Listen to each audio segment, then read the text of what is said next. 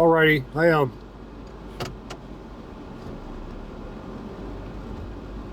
Of the stuff that was cut down, I didn't see anything that would work. I have a feeling that the stuff that has been blown down or cut down only has a certain amount of life left in it before the wood starts cracking, drying out and cracking. It's kind of what it looks like to me. Let me get around this guy. There we go. I bet he was panicking a little bit. Maybe not.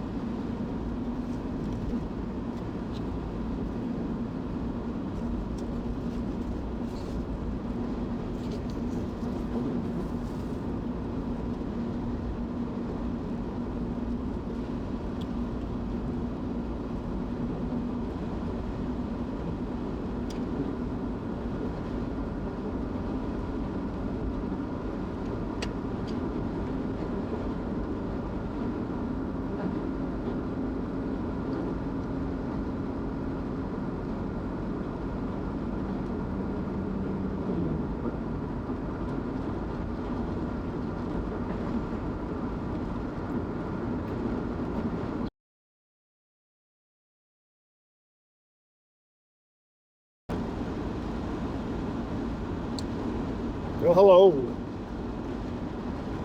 YouTubers.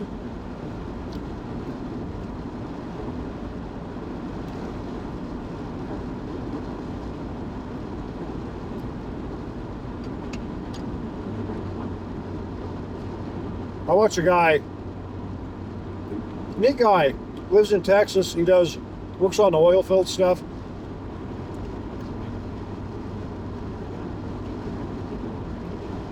Inventive guy. A lot of fun to watch. His channel is called The Zach Life. If you've seen him, you probably like him. He does good channels. Unlike me, he keeps his mouth shut about politics. Sometimes you could say he wears his politics on his body. Leave it at that. But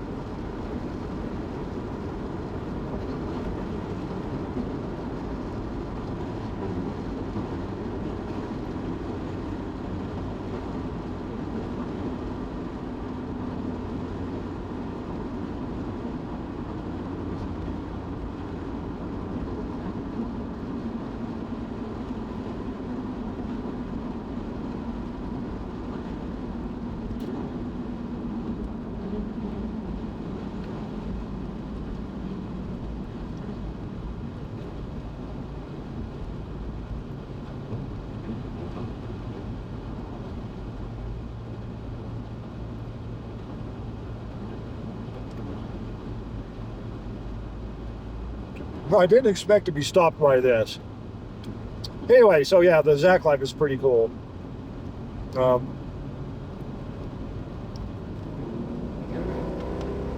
ahead and get on around here. No? Okay.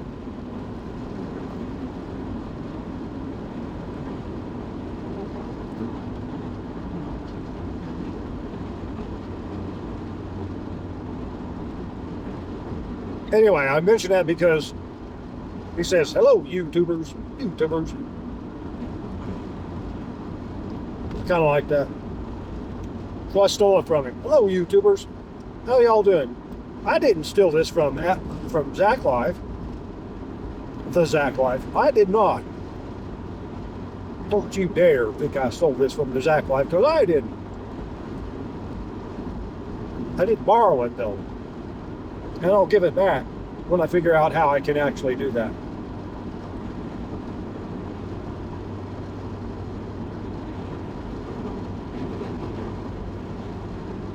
So we're about 9,500 feet up here. You can see that there's, in the shady spots, we still have some snow up here, but for the most part, it is up at this altitude. The snow is melted. It's working its way down through the soil or down the creek or whatever. Working its way down to an aquifer somewhere, a spring somewhere, or from a creek to a river somewhere.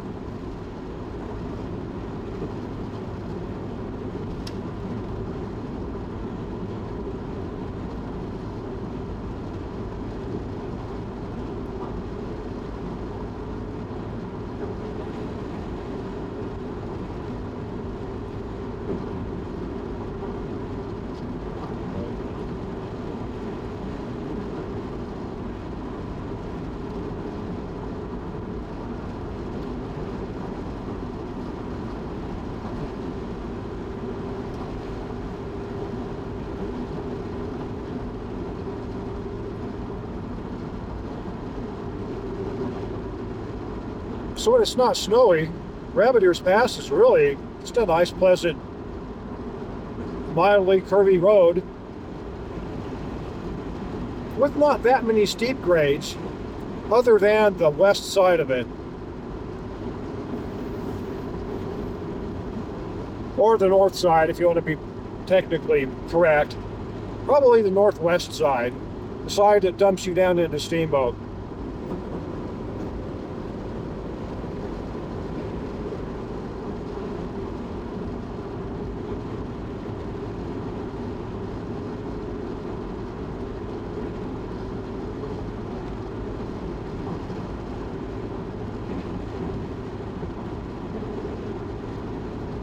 There was a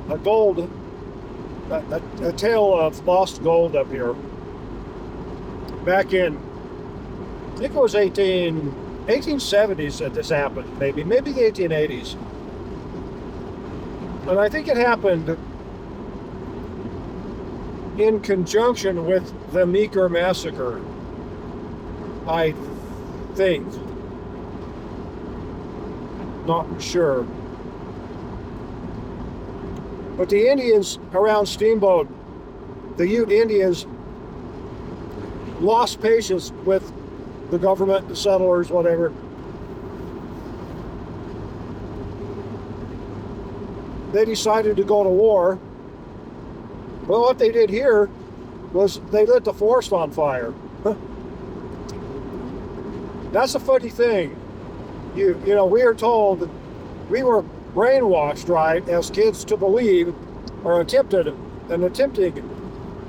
brainwashing, to believe that the Indians were real spiritual and one with nature and everything, which we all are. We are all that. However, they were quite happy to burn the forest down to get rid of the damn settlers. I don't blame them. They were getting kicked off the land. I'd probably done the same thing. So, you know, that's what happens when you don't have, when your weapons are inferior. Let that be a lesson to you people that want to get rid of guns.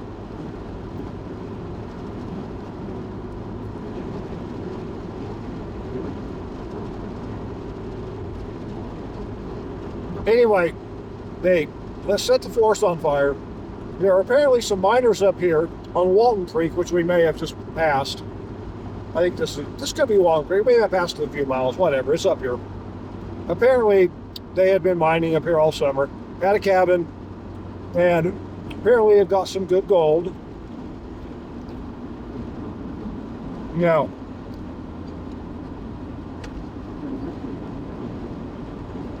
apparently they caught wind that the Indians were mad. Oh, by the way, that's the flat tops we're looking at. Best view you'll get of them from up here, because now we're going to start nosing our way down.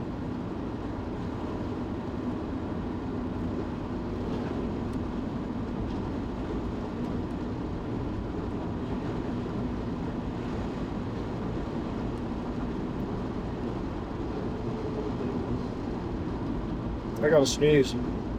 Let me interrupt the story to sneeze.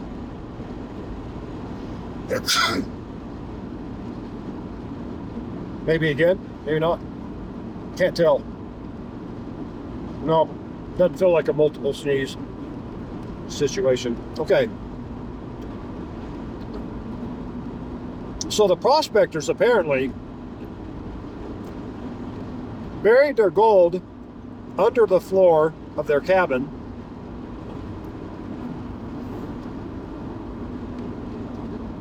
I'm assuming grabbed whatever belongings they thought might be precious.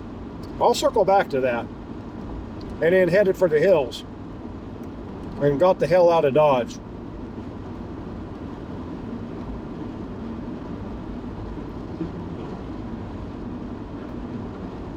Apparently,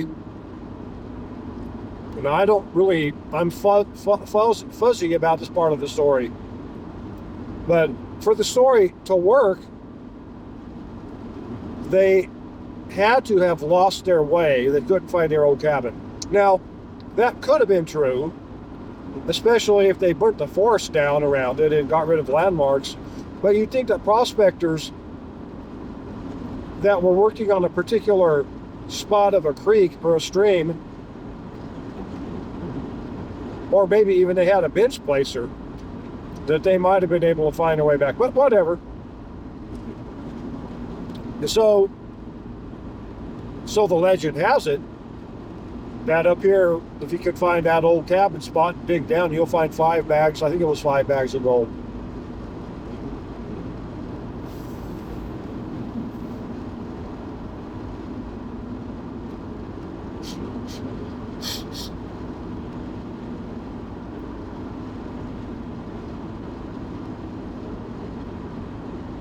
Probably my nature, I'm skeptical about things, and I do not believe that story.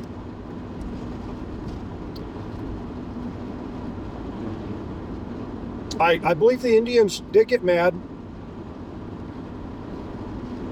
I believe the Indians set the forest on fire. That was reported by a woman that lived in Steamboat and wrote a book later on, which incidentally, a librarian a few years ago changed the description of that book from an autobiography to a fantasy, because this woman talked about how the Indians were, and apparently this probably lesbian, wokey, feminist librarian did not like that. And so she said, well, that can't be true. I'm just going to turn this into a fantasy. I find that funny. I bought that book to have a copy of it because I thought it was funny. But let me tell you what I thought was funny, and then I'll get back to the story. What I thought was funny, and what I think that feminist didn't like, was the idea that the Indian braves would sit on their horses fishing. They'd be down at the Yampa River,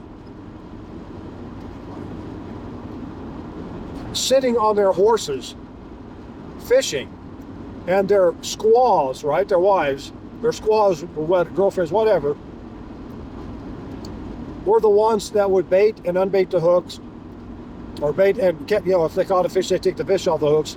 So they had to do that so that the guys could basically preen. They were probably dressed up too. They probably looked really good, all fancy on their horses, and probably telling, stories or whatever. But basically being guys. But that's what their wives or their squaws, whatever the characterization, that's what they had to do for them. Now, yes, under our lens, right, the modern lesbo lens or the modern femzo lens, that's just awful. More than likely, the women were happy to do it, and the women probably got just as much standing in society as their husbands did, or whatever, whatever that relationship was.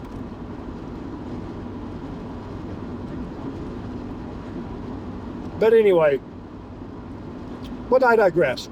Back to the story. I do not believe the story because, or I'll step through it again. Yes, the Indians did set the forest on fire. That's proven. It's historical. There may well have been prospectors up on Walton Creek. I'm not even going to argue that. However, did the prospectors really, when they found out that the Indians were burning the forest down and they pretty much needed to run for their lives, what do you think a prospector would take with them? You know, imagine the things that a prospector owns. You've got your horses and donkeys. Obviously, you need those to carry your things.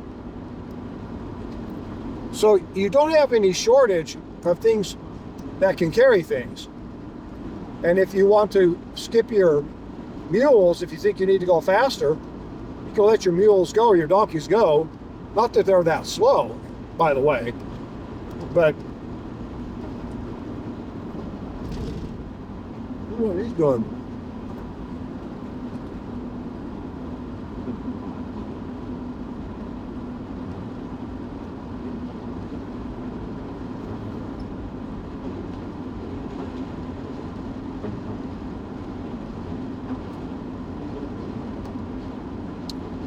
Anyway, you can let your creatures go if you need to. Have them leave, so that you know. Like I doubt the Indians are going to kill them, but if there's a fire, you don't want your creatures to die. So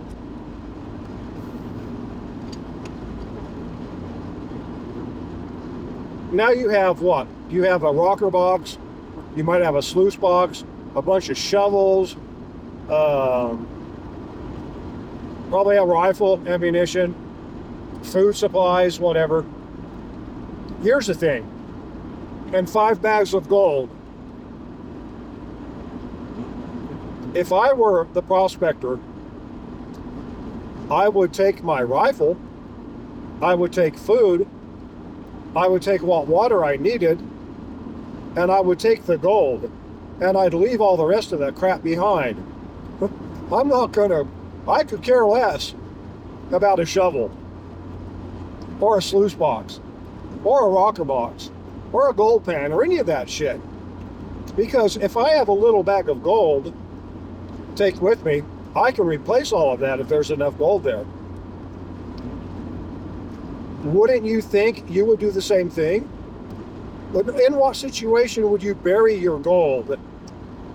By the way, it takes time to dig a hole and bury your gold. It's not nearly as much time to grab the gold, throw it in a saddlebag or whatever, you know, a bag of gold. And keep in mind that a bag of gold for a placer miner, even 100 and some years ago, is probably not a lot of gold. I mean, if it weighed even a pound or two, that'd be pretty damn good. If it weighed 10 pounds, that would be spectacular. The point is that a prospector could easily carry that by himself, or he could, you know, on a horse or whatever. I would assume they had. If they didn't, they could still carry it by themselves. So, and I'm assuming they probably did have horses and mules, donkeys or whatever, because if they got up there on the Walton Creek, built a cabin, and were prospecting, they brought a lot of tools with them so that they could build a cabin and they could do their prospecting. More than likely, that's how that would work. It's really doubtful that they're going to go up to Walton Creek 150 years ago and then find a nice spot and then go back to town and buy a shovel. Then go back to town and buy some nails. Then go back to town and buy another shovel. You know what I'm saying? So I believe that my theory is pretty correct.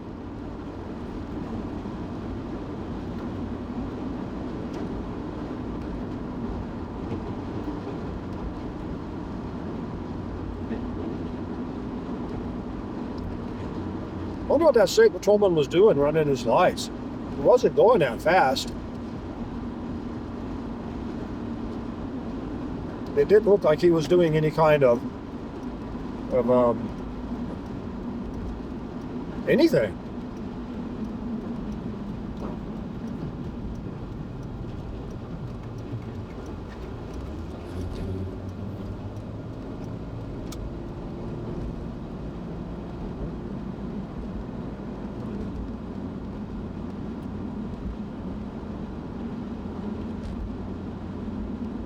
So that's a nice story, but I absolutely don't believe it. Even if the prospectors did find a bunch of gold, even if they found 100 pounds of gold, that would be a crazy, insane amount of gold to find. You know, when you're up there with a sluice box or a rocket box, or worse yet, with just your gold pan, it could happen, but that quite unlikely, highly unlikely. Even if they did, wouldn't you grab enough gold? You're like, okay, I'm going to grab enough gold for this and that. Well, you'd eventually grab all your gold. Not only that, but maybe that gold could save your life. You know, maybe if you have weapons and you have gold, and you get holed up, and you know, maybe you could buy your way out of a situation.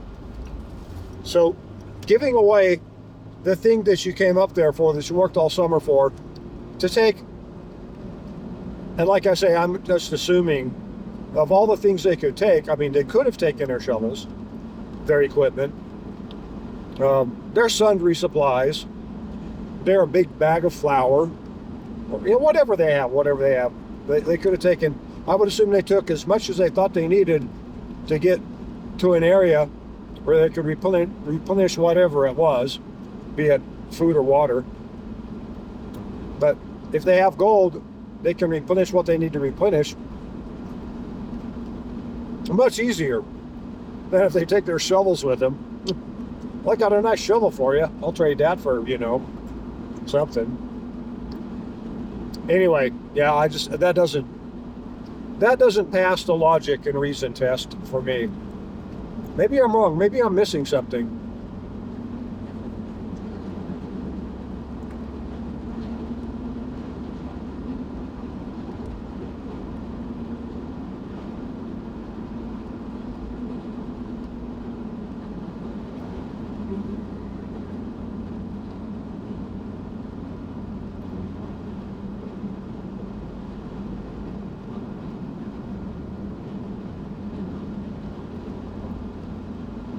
It's a little warmer in Steamboat than it was up on the pass. Probably about 60.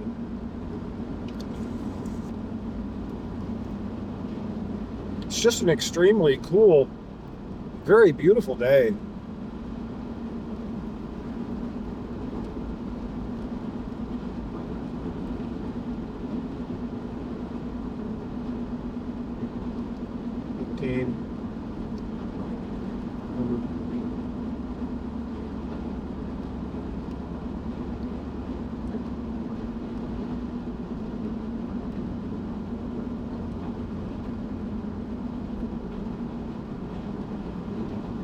Let me pull the camera back while we're going through town.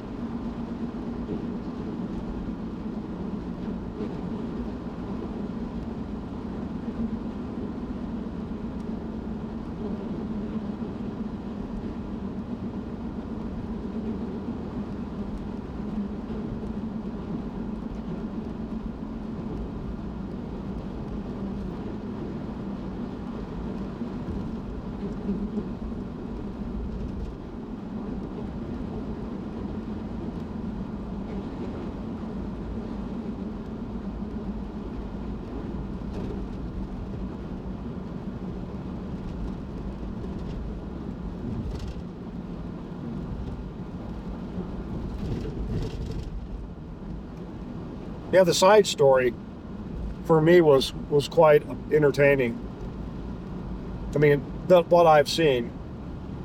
I am assuming that that's what happened with that book that that woman wrote. The woman, I can't think of her name right now, but her dad settled Steamboat. He was the guy that actually kind of laid it out and got it set up way back when. And at the time, you know, the Indians and the settlers seemed to be getting along okay.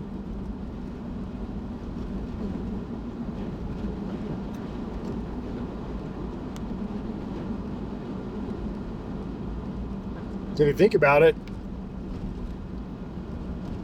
what was the bee in the bonnet that, you know, that was a bad deal? It was government. That was the bee in the bonnet. Because government came in and government kicked the Indians off their land.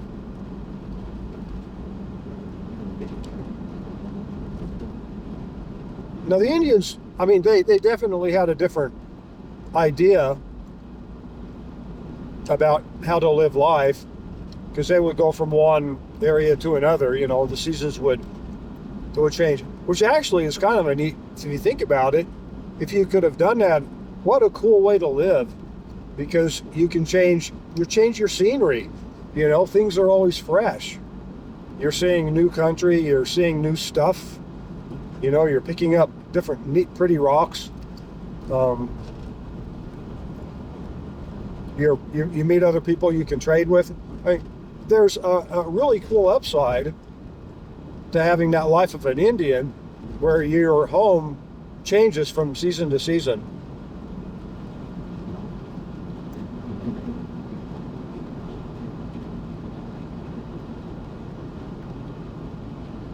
So more than likely, even though the government was probably the driver of kicking the Indians out, it may well have been that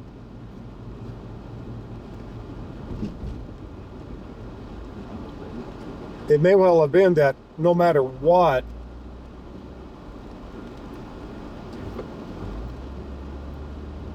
the settlers and the Indians would have had confrontations, because the settlers wanted land permanently, you know. The Indians were just passing through.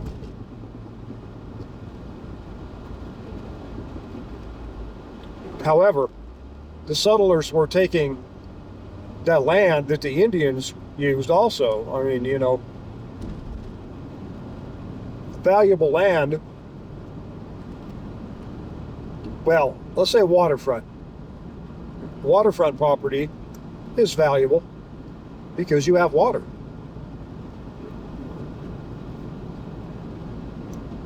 It's like timber, you know, if you have timber on your property, that's valuable. You have a source of something you can cook with and heat with and build a home with. So the settlers were probably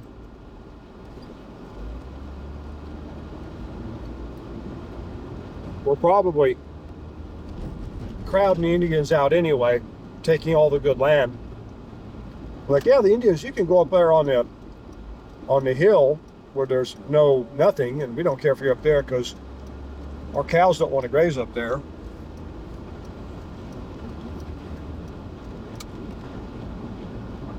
Kind of interesting to consider, though, that 150 years ago, right down here is where the Indians were hanging out, fishing. Settlers were hanging out. For a time, everybody was getting along.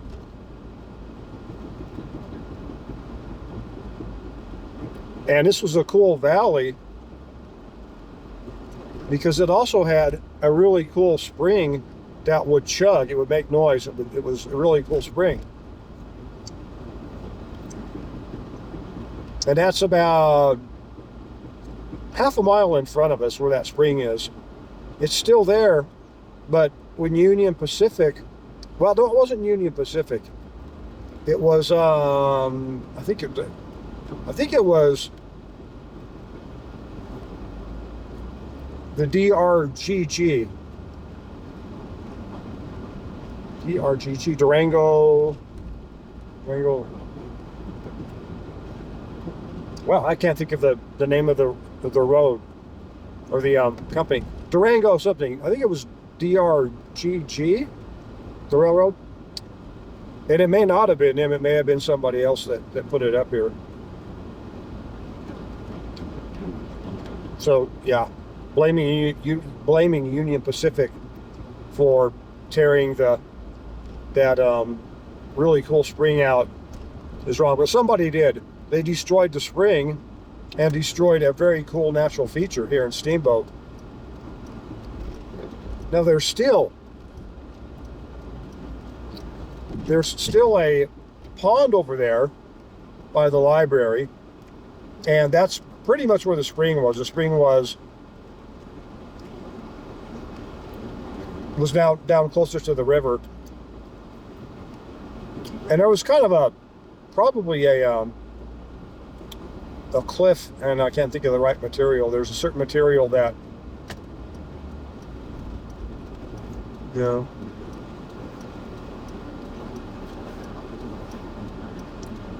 I haven't thought of that material in a way. It's a material that springs, when a spring runs, it actually adds, it creates this material. It will precipitate out in the form of a rock. Hell, what's that called? Whatever. But anyway, the railroad ran right through there. That's where they decided to run it and destroy that spring.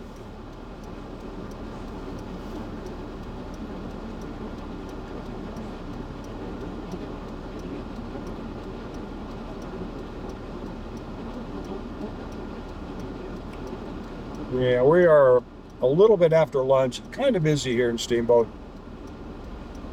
Not incredibly busy, but kind of busy.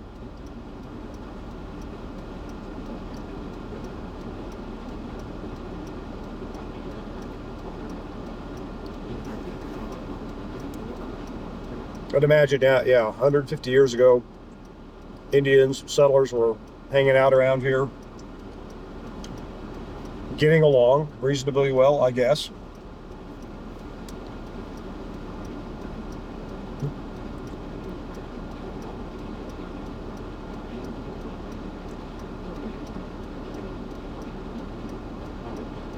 And a librarian on the Front Range didn't like the story, so she lied about that book, saying that it was fantasy when it wasn't fantasy. I mean, that's ridiculous.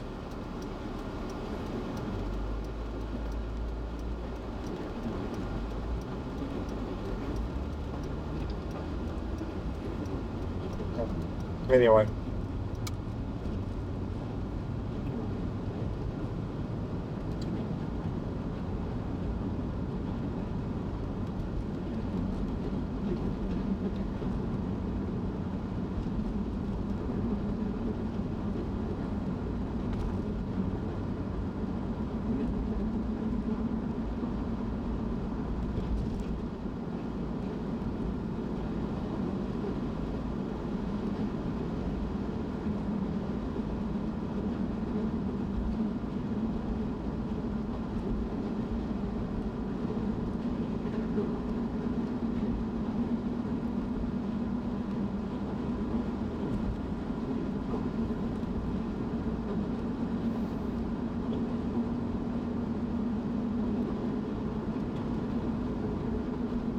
Finally getting a little bit warm.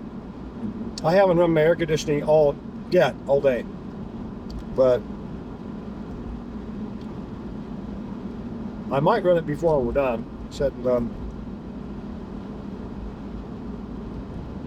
250. So I've done going to be roughly a 300-mile day today. Certainly not worth it. It's a pretty facility, whatever the heck it is. Sleeping giant up on the horizon out there. His head is over to the left, his feet are to the right. Can't see him now, though. Well, you might be able to see him.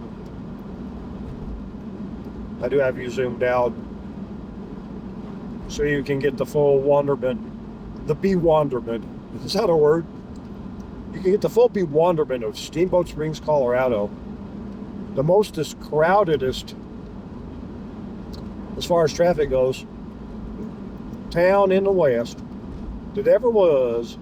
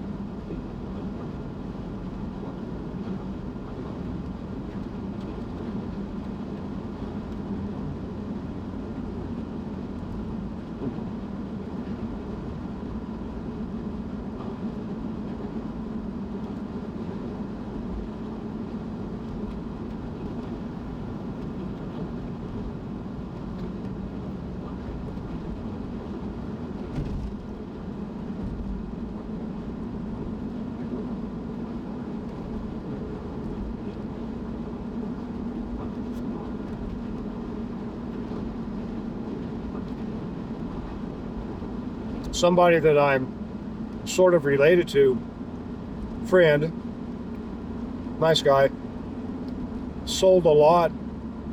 They closed, I think closed Tuesday for $750K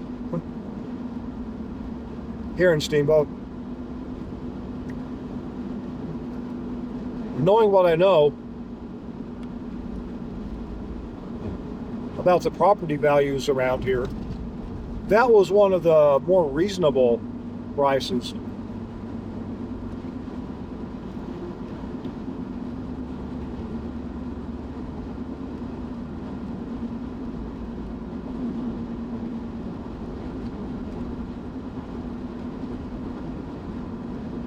Somebody lost some OSB.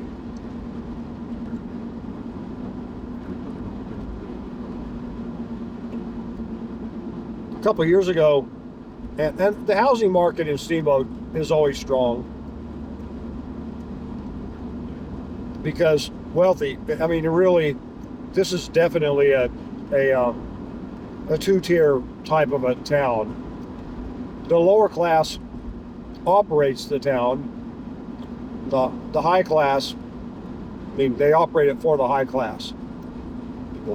It's just that's the way Steamboat. I mean, it's a ski town. That's what they are.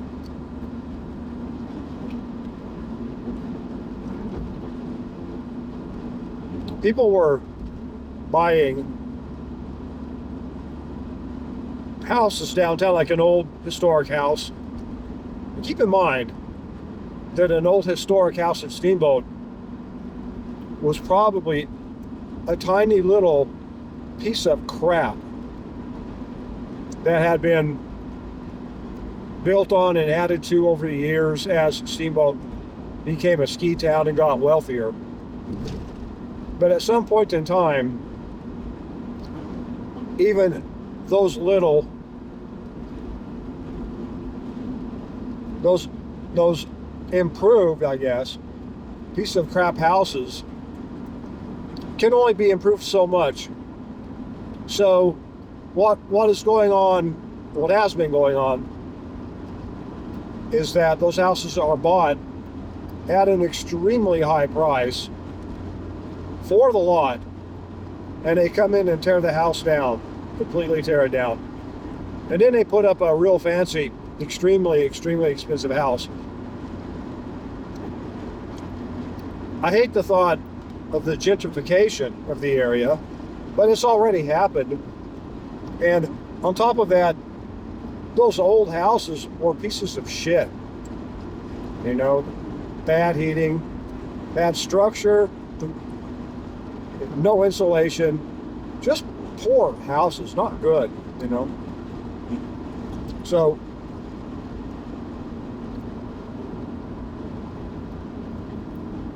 not that I'm a fan of gentrification, but I, in that situation, can understand why you would do that. You know, you get a lot downtown in beautiful Steamboat. If you're one of those people that have got to have a property in Steamboat, I assume most of them are trust fund kids, you know, no matter what their age is.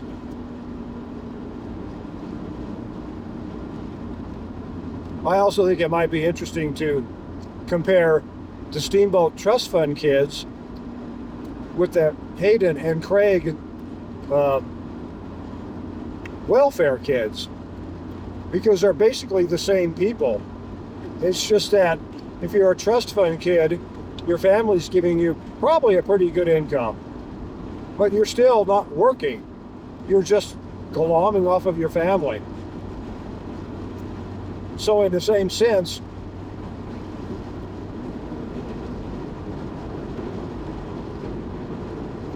it's the same thing for the, you know, the poor folks in Craig and Hayden that are living off of government assistance. No, the ones that don't have to, but they are.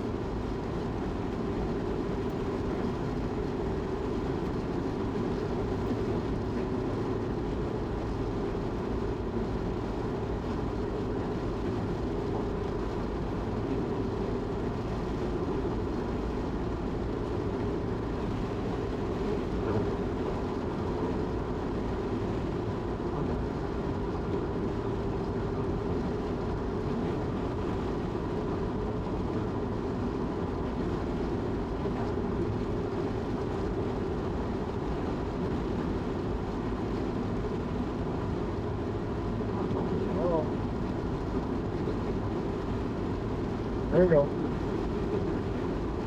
You want to run a little car? Still looking good. Yeah, you're good.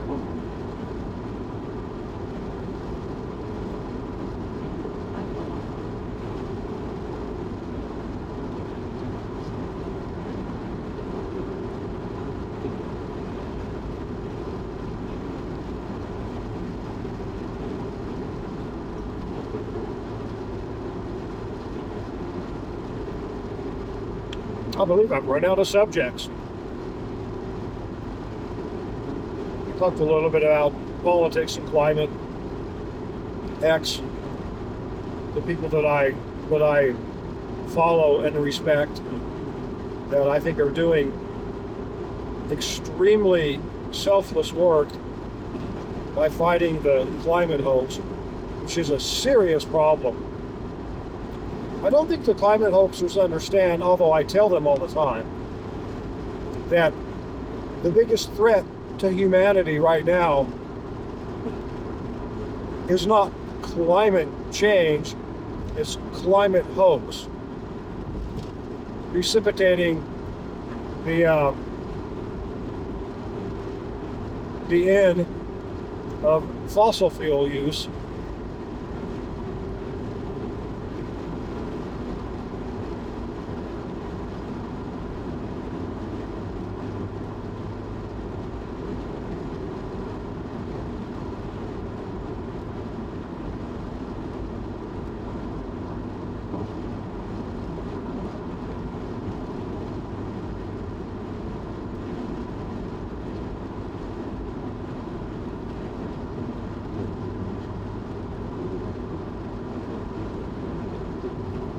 So in a way, if the doomers get their way, they will be a self-fulfilling prophecy that will destroy humanity.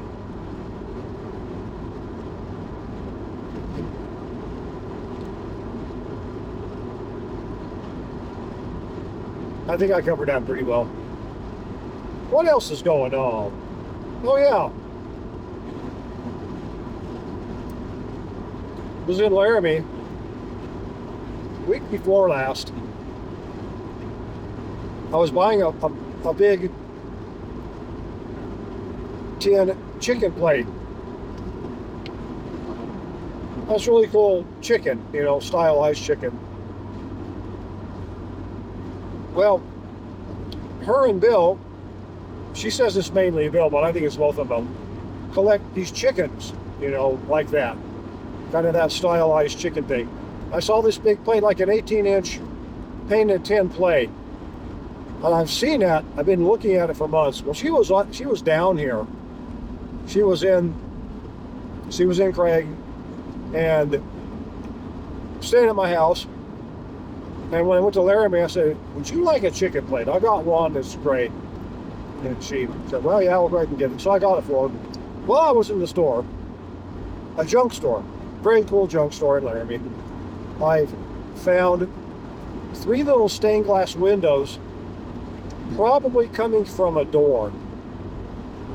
It looked to me like they were set up to be lined up, you know, side by side. And I went ahead and bought those. Very nice price, not much money. And I put them in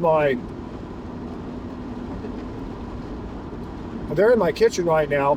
Just got them leaning up against one of my windows.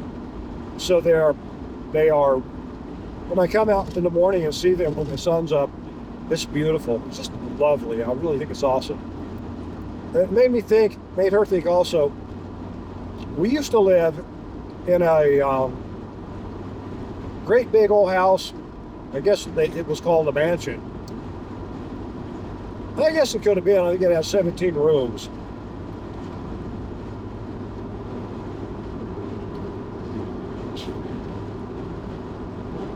In Gunnison, Colorado. The house was called the Dos Rios.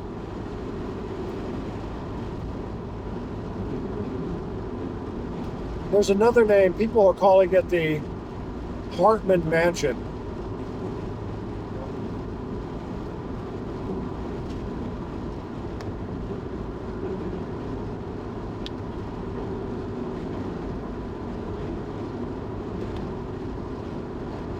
It has really cool stained glass windows in it also.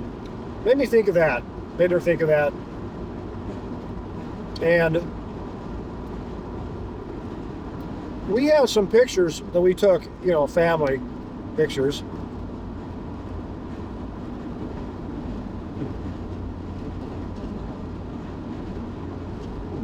And there was one window in particular that I really liked. It was an owl. Kind of a silly little version of an owl. Really kind of cute, really nice. But I was a little kid, I really thought it was nice. And I've always wanted to go back and get a good photograph of that owl. So last year when I was working down and I was going to Gunnison, I went over to that old house one day, you know, with the intent of getting a picture of that owl. When I pulled up to that house, the house was completely derelict.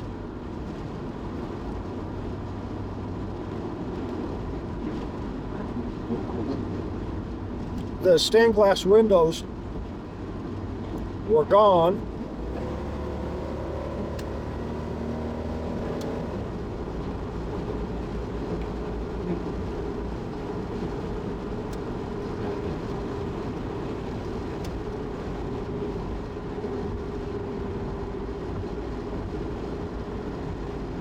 And there were also marble fireplaces and really interesting woodwork in the house. I have no idea.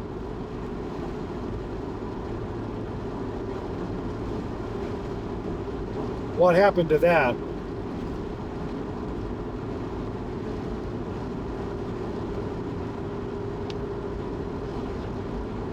So I was pretty sad about that. You know, and I told everyone in the family, you know, about that, they were sad too. But looking at the pictures, seeing that I've got a good picture, I got some color pictures, and I think there are also some black and white pictures that were submitted to the Colorado Museum of Natural History, I believe. So I'm going to look, see what I can find. And I've decided that I'm going to build some of those windows. I'm a bit of an artist. A little bit of an artist, anyway. But my artsy desires aren't like making a drawing. I can draw reasonably well, enough to, you know, to do patent work, because that's where I've done my drawing. When I was writing patents, I could do the drawing and not have to hire an artist to do it. And I did pretty good. I mean, I look at the patents that I've pinned, and my drawings are pretty nice. They have a nice little style to them. well, you know, that's really not worth much, is it? Just kind of what it is.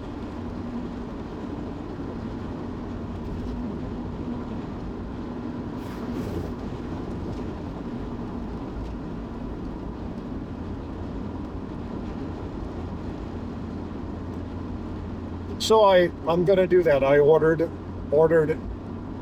I think everything that I need. I'll have to look. I ordered several assortments of glass, and I ordered the lead that I need, and I've got a lot of that material anyway from all the things that I've done and that I do. I think I've got a motor coming here today. I've got a wet grinder that I built a few years ago when I was building LED lighting, and I was making light fixtures. I was slumping glass in a kiln. You know, I make a little form and make the shape of glass that I wanted, and I call it a lens for a light, but like a light cover for some of the lighting that I built back when, you know, I was able to do that. And I enjoyed that. So I still have that. I got the kiln. I've got a lot of stuff, really. I mean, I'm set up pretty well for it, I believe. I do have to mount the motor. I have to rebuild my grinding gadget. Or I might just remount the old. I made a tumbler, like a big industrial sized tumbler out of a tire, and I used that when I was making my own some tools, some guitar building tools, and I would use that metal tumbler to put the finish or the patina or to deburr, you know, metal that I was using to build these components. But that thing have some issues. I made a thrust bearing, sort of handmade.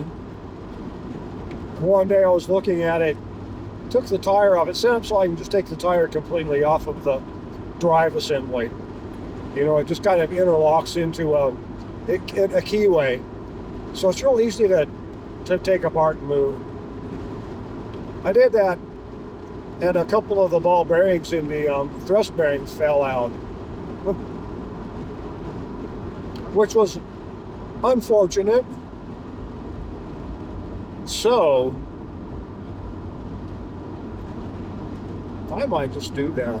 I might just take my speed controller too.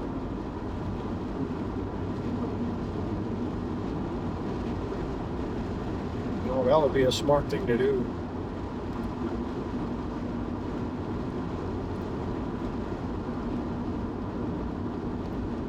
Anyway, I want to rebuild my wet grinder so that I can do precise work with the glass. Also, do things like make lenses and things. Like in stained glass, you can get, I guess they're called maybe a crystal or a lens, but there are pieces of glass that have been, well, you've probably seen them. They've been beveled, except for maybe the center, and they were kind of a neat looking lens.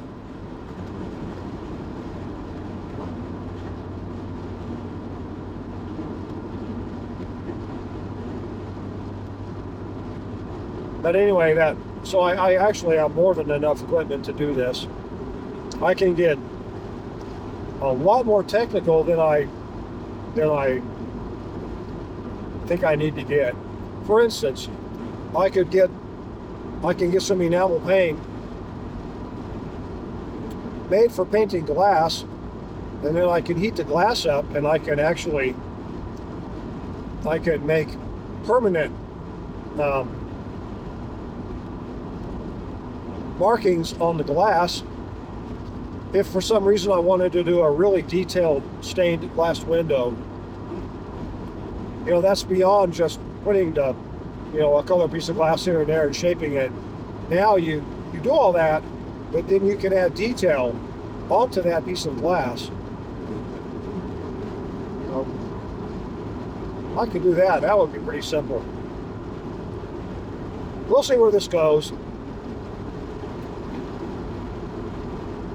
Because I'm also looking at, I believe that the job I'm doing right now, I say this a lot, but I'm surprised they're still in business. But they are. And I guess as long as they are, as long as I can make at least some money, I enjoy the driving.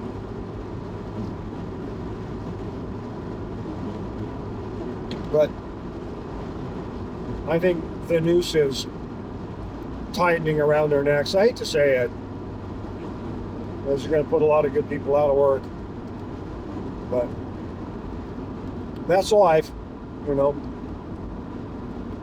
Everything stays the same, including change.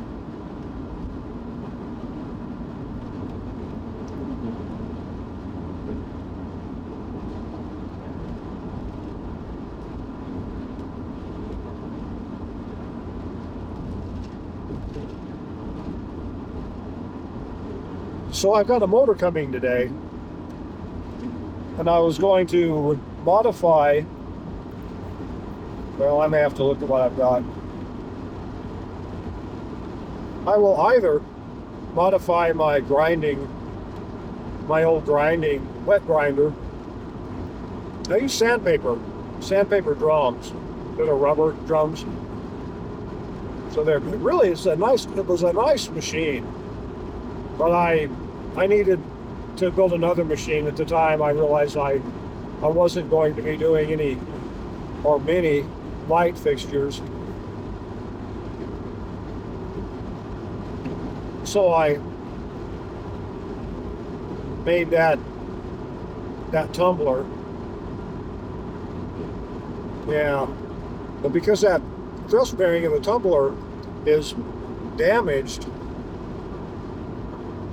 it might be that I should just take the motor and the controller off of that tumbler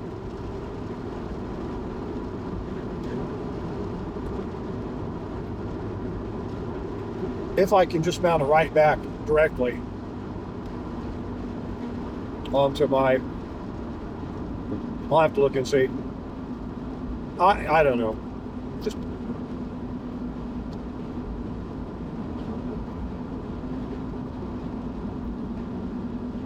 I do make a reasonable income, off my business. And I do a lot of custom stuff. My last job was a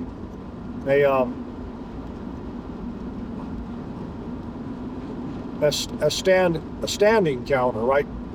Counter, you go up, you're standing to pay your bill, whatever, 8 foot wide. One side was standing, the other side was lower. So the people that, they can put their computers there, their cash drawer, whatever. And I did that out of black Formica. No, black Wilson art. I like Wilson art better than Formica. It's more durable.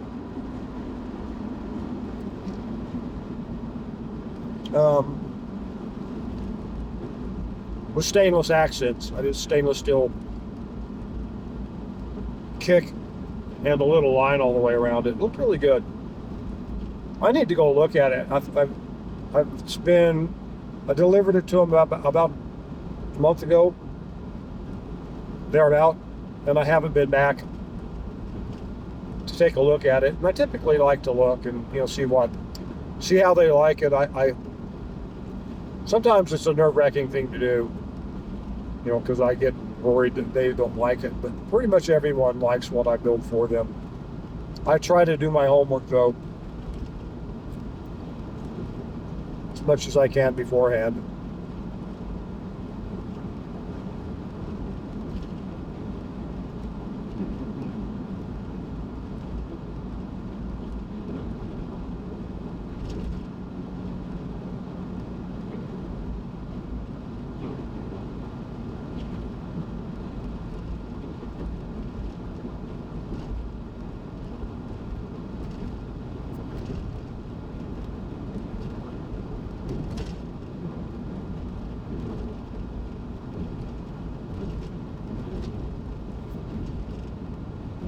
This road is really, really busy.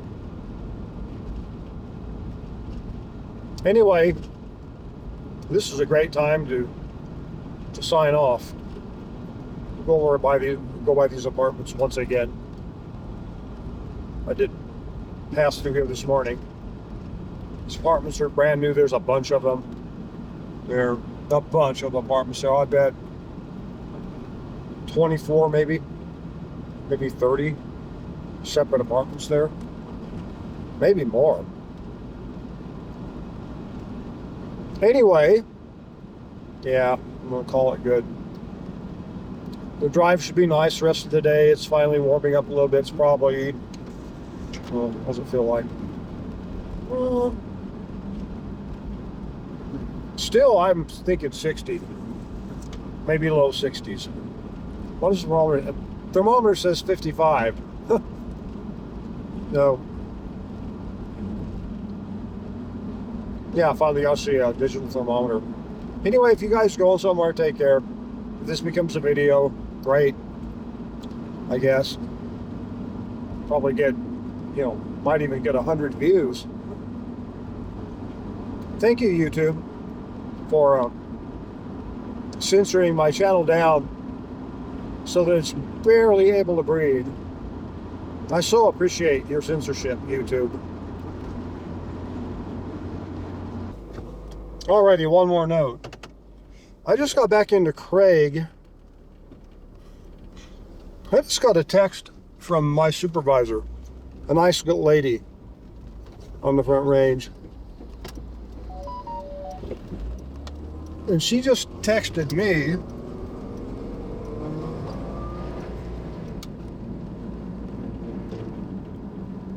that as per senior management of this company, as soon as we get this text, immediately stop what we're doing and head home.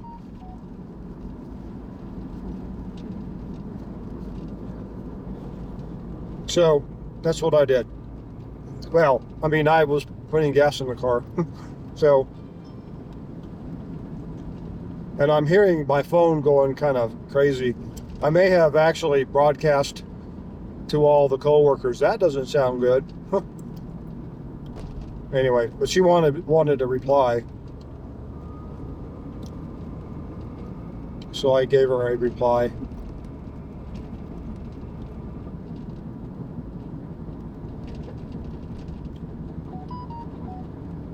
It does not sound good. I think I've talked about it a lot. This company's been going through some really, really, really bad financial times, and I think a lot of it was brought on by its, by its own doing, but a lot of it was also brought on just by technology. I'm not going to cheat. I don't need to. By cheat, I mean I'm not going to squeeze around the right side of that vehicle so I can turn. I need anything here.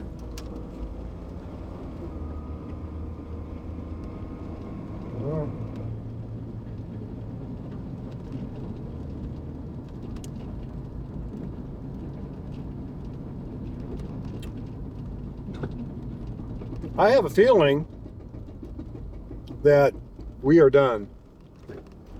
Actually, thinking about it yesterday, and was probably part of my bad mood, I was thinking about if I were the management of this company in a situation that I understand anyway, which is probably not nearly as bad as their actual situation, I would shut me down. I would do it immediately. I say, I'm out here. I mean, my job, I drive so much. You can see how far I drive. And the accounts that I have are not what you would call big accounts. So, yeah, anyway, we'll see. We'll see, guys. We'll see what's going on. but that's not good. That can't be good. I think my neighbor sold their house. They had it up for sale for like one day, and then the sign was down. And it looks to me like I get the feeling they've been moving stuff out. So anyway, they've done a great job on that property too. So if they did sell it, congratulations to them. And anyway, all right, y'all. I'm usually talking to you when I'm going down this alley, but now I'm driving up it. There we go. There you are. You get the reverse of it. Anyway, y'all take care. I'll see you later. Have a good one.